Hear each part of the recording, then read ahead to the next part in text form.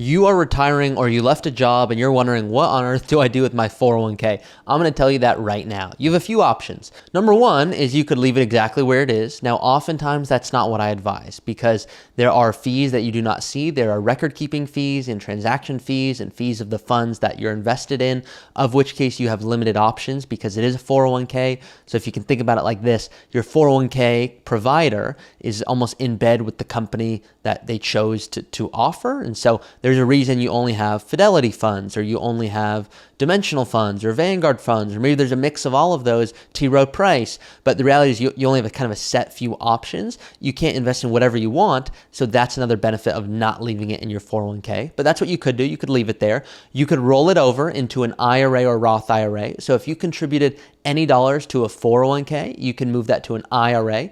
That's a pre-tax to pre-tax, meaning you've invested into your 401k pre-tax and you can move it to your IRA pre-tax.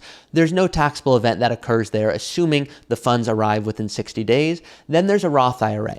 So what you could do is if you added, let's assume you have 100,000 in your 401k. 50,000 of it went to pre-tax, 50,000 went to Roth. So now what you can do is you can move 50 pre-tax to 50 to your new IRA. You can move 50 of Roth 401k to 50 Roth IRA. So essentially move any pre-tax to pre-tax, Roth to Roth. If that sounds confusing, trust me, I'll simplify it for you. But the way it looks is tax-wise, you want to make sure that you don't pay any extra penalties or taxes from kind of doing something wrong here. So here's where it goes wrong. It goes wrong if you go, I've got a 401k, I want to take that, and you just send it directly to yourself. That's when you're going to be likely kicking yourself going, hey, I don't want to pay extra taxes or penalties by doing that. So those are your options. It's a 401k rollover where you can move it essentially to an IRA or Roth IRA at an outside institution. You could leave it exactly where it is. Or if you have a company you work for now, you could say, can I take that old 401k, move it into the new 401k to have everything in one spot? The risk with that is that now, once again, you have limited options and there's the other fees. So more often than not for my clients, especially if you're retired, let's take you first. Well, assuming you're retired, and by the way, I should mention this at the beginning, I am a financial advisor. I help people retire early, host of the Early Retirement Podcast, and vice president at Root Financial. What I tell people to do is now that you have, your 401k, let's assume you're retired in this example, you want to know where on earth do I put it? Your 401k has been a wonderful vehicle up until this point. It plays a big role because you can save and invest a whole lot more than if you went to an IRA, especially if you have that catch-up provision. Well, now you can put a whole lot more to your 401k. Your IRA is not the same way. You can only do $6,000, $7,500 actually as of now with the catch up, but thinking of old numbers there. So $7,500, or with the 401k, you can do the full amount plus that catch up. So really you're putting $30,000 into your 401k in this example. So really when you're going, okay, how do I make sure I optimize this? What are the things I should be doing? What shouldn't I be doing? Well, here's what I would start with if you're retiring. You're going, hey, do I no longer need this 401k to add new dollars to? If that's the case, I see no benefit of having limited investment options and record keeping and transaction fees that we just don't see. Plus, the fees of the funds you're invested in are often higher than you'd like. So that's a main reason to move the funds to an IRA where you can invest in whatever you want. Now, let's pretend you are moving to another job. You could say, do I want to move these funds to an IRA and then almost start the 401k brand new? More often than not, that makes sense. But if you're someone who likes everything in one spot for ease, you can move the old 401k into the new 401k. Now, let's assume that you left a job and now you're like, hey, I don't know what I'm going to do. And let's assume years go by, you take another job and then you kind of forget about that. And you take another job and you kind of bounce around.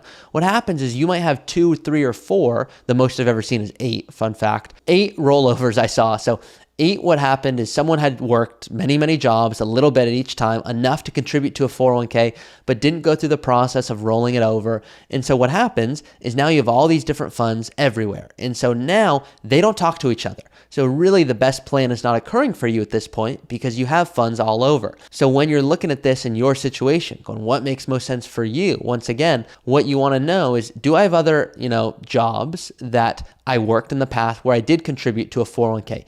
can I move all of that into an IRA or all of that into a Roth IRA, assuming you contributed Roth dollars, so that you're never taxed ever again?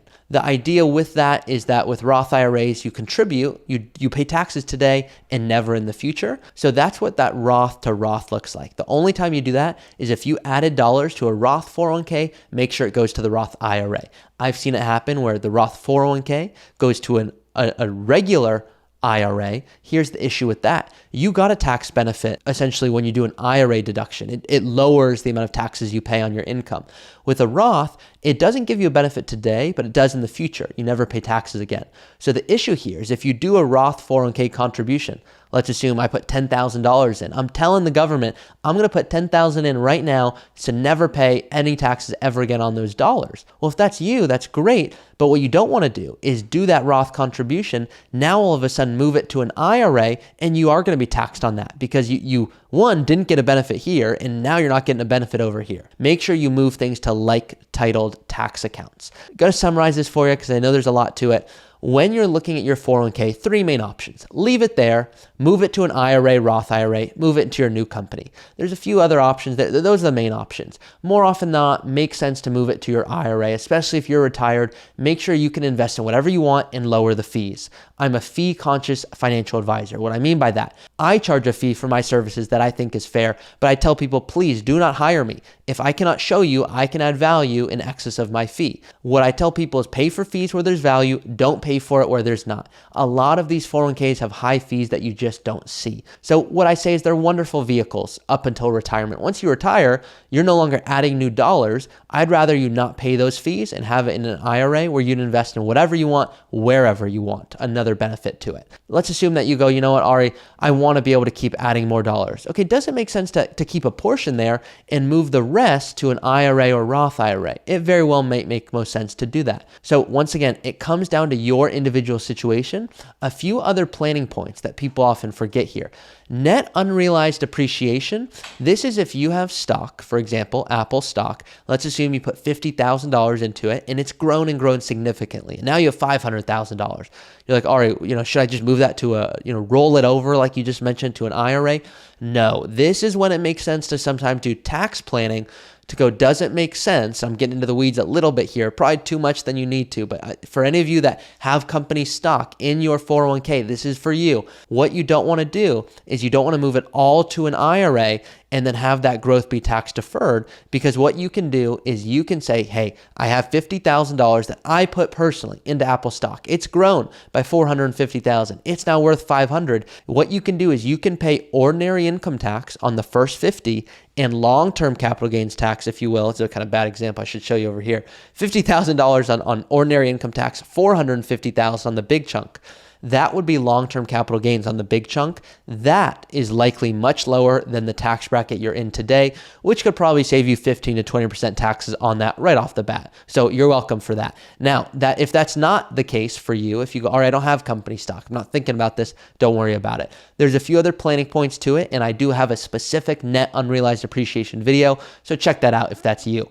I use that Apple example there again as well, but in more detail. So hope that's helpful. Another thing with 401ks is they are wonderful, once again, to contribute, and there are some things that you can keep contributing to that many people don't know about. Once again, let's pretend you are not retired in this example. I'm going to say you are. I come up with these on the fly if you can't tell.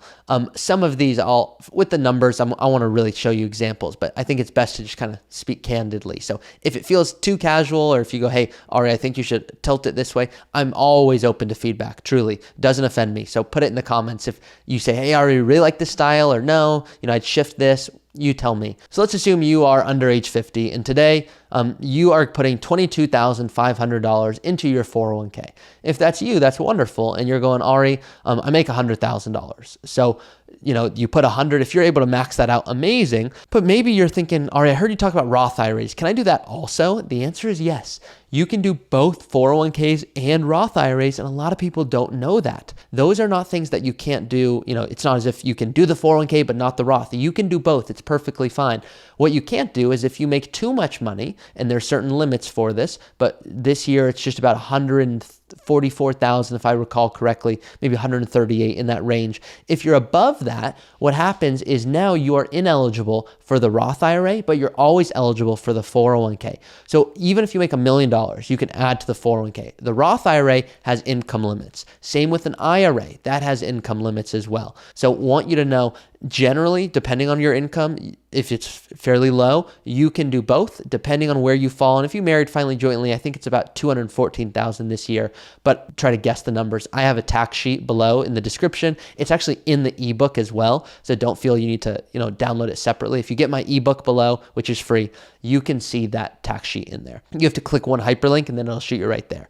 But want you to know these are a few things, whether it be net unrealized appreciation, which is what I said before with that Apple stock, whether it be something like this, whether it be just, hey, Ari, I don't know what to do with old 401ks or Roths that I have. What do I do? This is your options. But more often than not, once you retire, you want to put this to work. You want to make sure you don't pay any more fees than you need to, and you want to make it happen very seamlessly and easy. And the way it works is oftentimes, if you have a 401k, I will do this with my clients where they'll hop on it with a member of my team and we'll help facilitate the whole conversation. We'll wait on hold with you. We will speak with the representative on your behalf. Once you come on the line, they will ask you a few security questions. Funds are issued by a check, and that check will then move to your institution of choice, for example, Altruist or Fidelity or Schwab, and that will then get deposited into your IRA and you invest in whatever you want. So that's 90% of cases, but sometimes there's these other nuances to work through. And obviously I love this stuff, so I want to make sure you're aware of it. That's it for today's video. Hope it was helpful. If it was, please do like this video and share this with someone who you think you might benefit from this video. And lastly, I ask people, always please let me know what you want more content on. You can shoot me a comment, just leave that below. You can email me directly, ari@rootfinancialpartners.com. Anything else for today? I don't think so. I didn't have anything else on my agenda here. So once again, hope this was helpful. What do you do with your 401k once you retire or leave a job? Thank you so much for watching today's video. If you don't know, I am the host of the Early Retirement Podcast, and this is what I love doing. I help people create a custom strategy to retire early. You can always reach out to me or a member of our team here at Root, and we would be happy to walk you through our planning process to show you how we can help you get more life out of your money.